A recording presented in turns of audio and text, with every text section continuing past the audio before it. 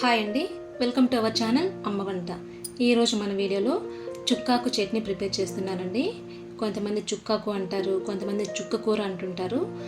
కానీ చట్నీ అయితే చాలా బాగుంటుంది. వేడి వేడి అన్నంలోకి లేకపోతే రాగి ముద్దలోకి టేస్ట్ అయితే చాలా బాగుంటుంది. ఈ చుక్కాకు చట్నీ ఎలా చేయాలో వీడియోలో చూసేద్దాం పదండి. ముందుగా స్టవ్ ఆన్ చేసుకొని ప్యాన్ పెట్టుకొని అందులో 2 టేబుల్ స్పూన్ ఆయిల్ వేసుకోవాలి. తర్వాత 1 టేబుల్ స్పూన్ ఆవాలు, అలాగే సన్నగా కట్ చేసుకున్న ఒక మీడియం సైజ్ ఆనియన్, 5 లేక 6 కట్ చేసుకున్న పచ్చిమిర్చి వేసి ఆయిల్లో బాగా ఫ్రై చేసుకోవాలి. బాగా ఫ్రై అయిన తర్వాత 3 మీడియం సైజ్ టమాటాలని కట్ చేసుకొని వేసుకోవాలి. మూత పెట్టి ఒక 5 మినిట్స్ మీడియం ఫ్లేమ్లో ఫ్రై చేసుకోవాలి. టమాటా ఫ్రై అయ్యేలోగా ఇక్కడ నేను ఫ్రై చేసి పొట్టు తీసిన వేరుశనగ పప్పుని 1/2 కప్పు వరకు తీసుకొని ఫైన్ పౌడర్ లాగా చేసుకొని పక్కన పెట్టుకోవాలి.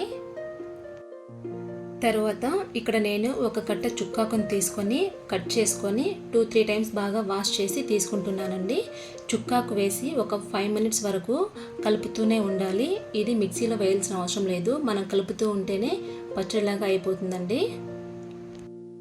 5 మినిట్స్ వరకు ఈ విధంగా బాగా కలుపుతూనే ఉంటే చుక్కాకు అనేది ఈ విధంగా కొంచెం మగ్గిపోతుందండి. కానీ పచ్చివాసన పోయే వరకు ఫ్రై చేసుకోవాలంటే మూత పెట్టి ఒక 5 మినిట్స్ వరకు మగ్గించుకోవాలి.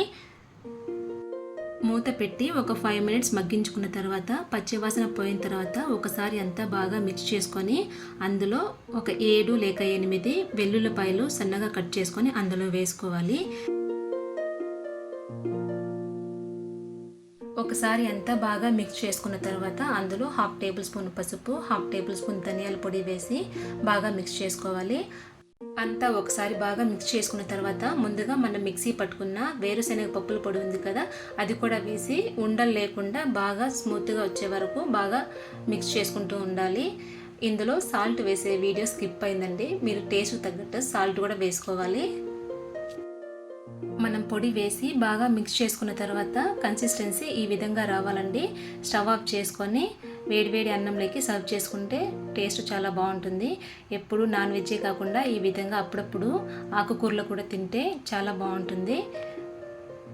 ఎక్కువ మసాలాలు వేసి చేసుకునే కూరల కన్నా కూడా ఈ విధంగా ఆకుకూరలు తెచ్చుకొని ఒక పచ్చడి చేసుకొని తిన్నా కూడా చాలా తృప్తిగా ఉంటుందండి.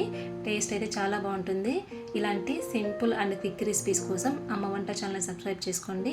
మీరు కూడా తప్పకుండా ట్రై చేయండి. Thank you for watching.